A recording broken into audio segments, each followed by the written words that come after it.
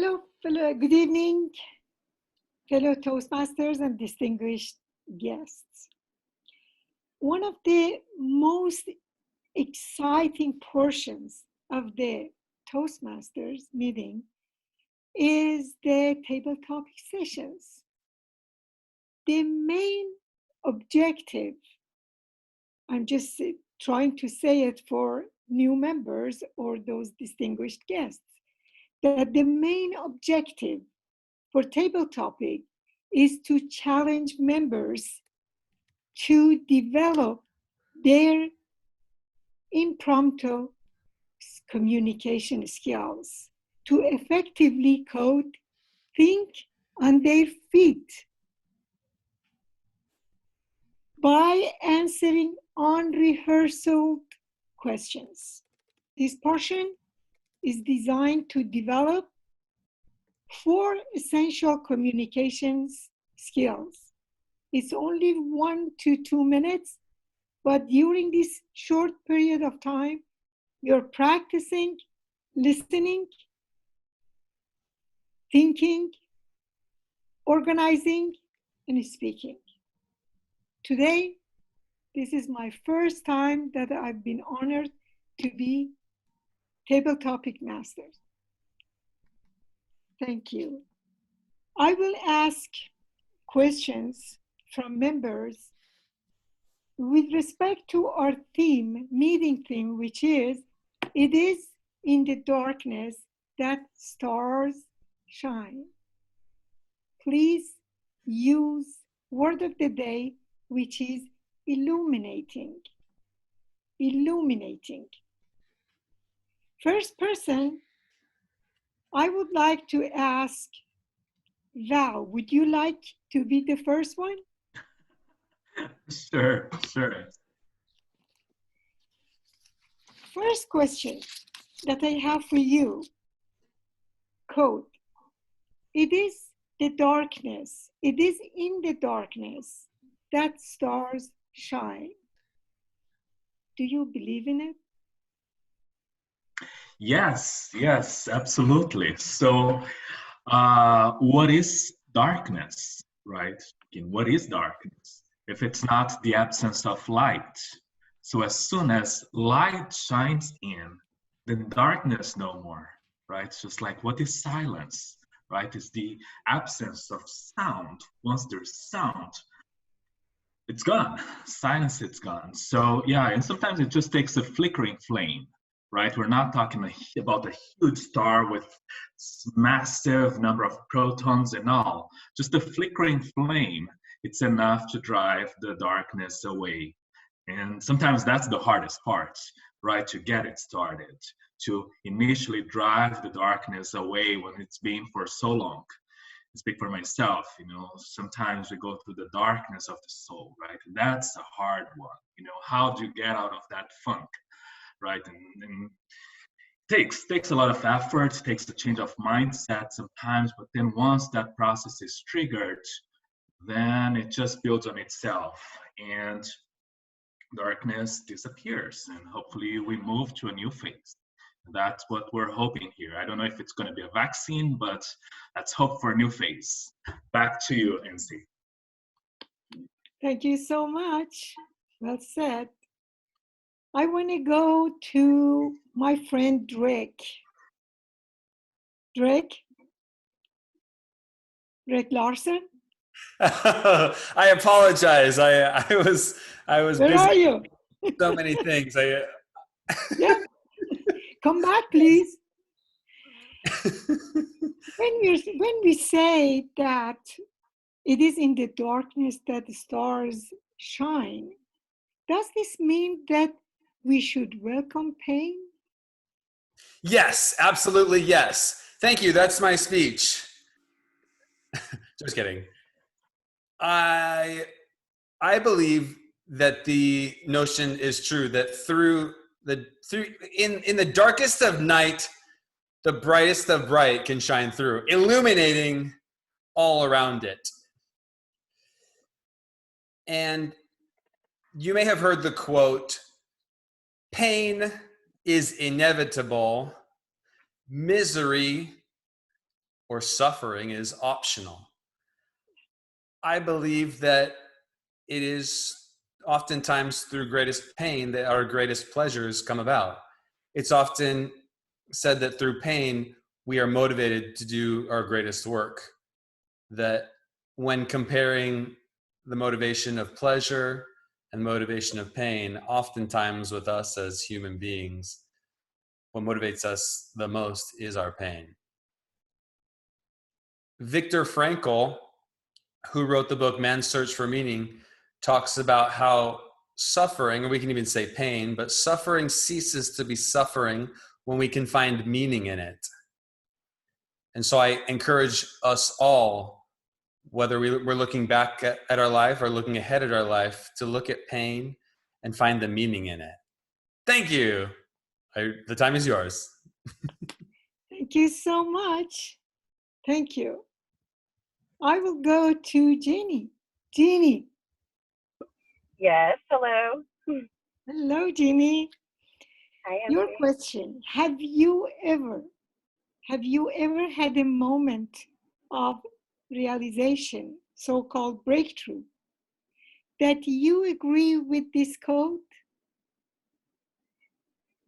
Could you repeat the last part that I agree with the... Have you know that this code is, it is in the darkness that the stars shine. And it's Yes. been, in one of these speeches, it's been said by Martin Luther King. He was the one who used it. So have you ever had a moment of realization or breakthrough that you agree with this code? And you say, yes, that's so true. Yes, I would say so. For me, the example that comes to mind, I have an older daughter. You all know that from my icebreaker, that I had her when I was pretty young. And when she was older, we learned that she had bipolar disorder. And there was a lot of pain associated with that because at first we didn't realize what was going on.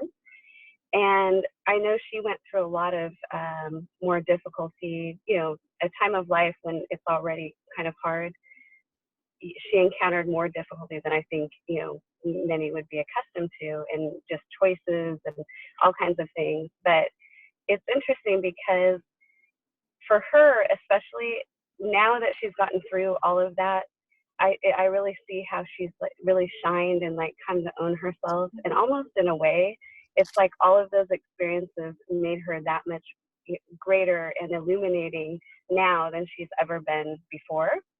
And even as a mother, it's almost like a reciprocal thing where I feel the same, that through that painful experience, we're closer, which we've always been close, but even closer in a way that I never would have imagined. Thank you. I think that's beautiful.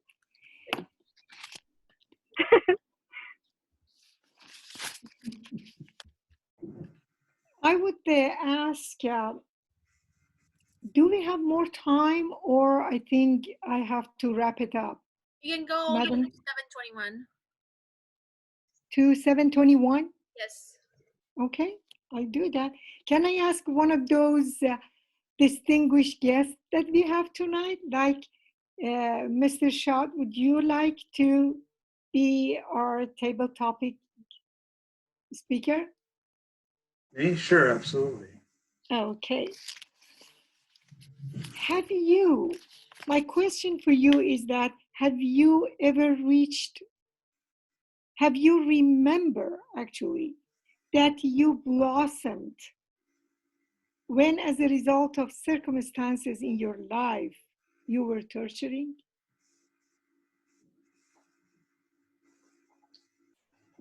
Absolutely.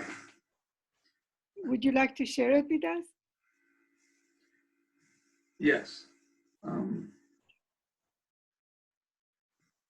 My tortured moment was when my mother passed away when I was 16. And my brother and my father, we all went in our own ways, and we turned inside. We didn't bond as a family. And what I did, I was in a band with my brother and some other relatives.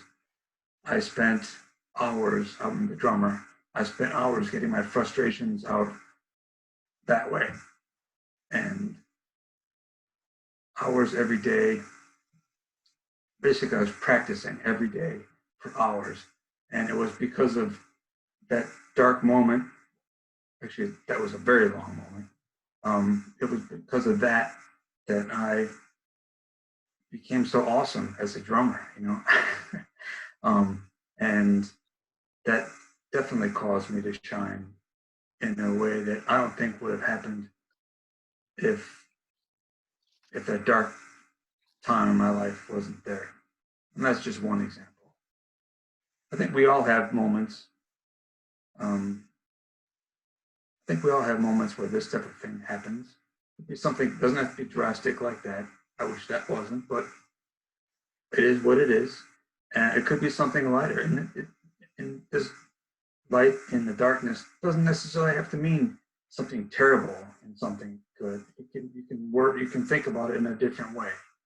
So that's what I would try to focus on for anyone else who's going to speak, or if this is asked again. Look at it in a lighter light, and not as a negative. The outcome is positive, but as the bad moment in your life, you can view it as something else. I think my glass is half full. Even if there's a hole in the glass, my glass is half full, because that's how I live. Thank you so much. Thank you for sharing with us. And we have, I guess we can have another person. How about Scott? Scott, if we want to question this quote, how can you say something like, "It is in the darkness that stars shine, only if"? How can you fill the blank? It is in the darkness that stars shine, only if. I guess I would say it's only if you're willing to see the light or open your eyes. There's time. I'm somebody who suffers from depression, and I know at times it's difficult to see through that. You can feel like the world is kind of closing around you, and you're trying to become illuminated by things, but it still seems dark around you. It takes actual concentrated effort at times to see that there's something good coming out of it. You can just have this feeling that I heard this saying once, and I'm not sure if it'll make much sense, but it was a Yiddish saying. It says, to a worm in a bowl of horseradish, the whole world is horseradish. And I love this because it's just like, if you're stuck in the deep of all the stuff, you just don't know that you are. And sometimes you have to climb out of that and go, oh my God, there's stuff out here. There's good things out here. And it can take you a while to kind of see that there is light, and you have to be willing to see it. So I guess to answer your question, you have to be willing to see the light to find the light in the darkness. Back to you. Thank you so much. Thank you so much. Thanks to everyone who participated. Now, I would like to ask our grammarian whether everyone used word of the day. As grammarian of the evening, I am making the executive decision that everyone qualifies tonight. Thank you. Okay. How about timer? Also, everyone qualified tonight. We had from 1 minute and 30 seconds or 20 seconds to 2 minutes and 21 seconds, which still qualifies. So everybody was within bounds. And so everyone. I'm so happy. Thank you so much. Thanks to everybody. Like. I would like, yeah. I would like to, go ahead, sorry. Val, Derek, Jeannie, Shahe, and myself, Scott, for table topics. Did I leave anybody out? Thank you so much. As he said, I think, could you repeat the names again? Now that I have it. So that was Val, Derek, Jeannie, Shahe, and Scott. Perfect, please. I would like to turn over the meeting to Madam Toastmasters. And I think at this moment we can vote for the best table topic speaker.